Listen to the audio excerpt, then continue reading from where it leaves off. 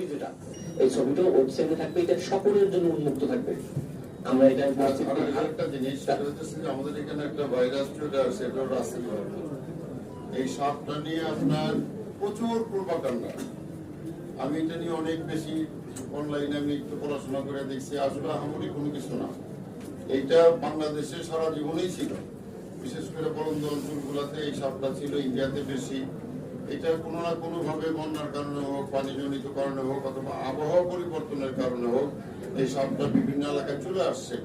এটা নিয়ে এত বেশি প্রোপাগান্ডা হইতেছে, এই প্রোপাগান্ডাকে আমাদের একটু করতে হবে। এই সাপের অ্যান্টিভেনাম আছে, এই মানিকগঞ্জে আছে, এবং আমাদের উপজেলা স্বাস্থ্য কমপ্লেক্সে এটার অ্যান্টিভেনাম আছে। আর সাপটা হলো একটা এমন একটা প্রাণী যেটার প্রতি সবাই একটু আতঙ্কিত। ঘোড়া সাপ হলে ভয় পাই, সুতান অলি সাপেরও ভয় পাই, আর এটার ভয়টা আমাদের মধ্যে ঢুকাই দিতেছে। এটার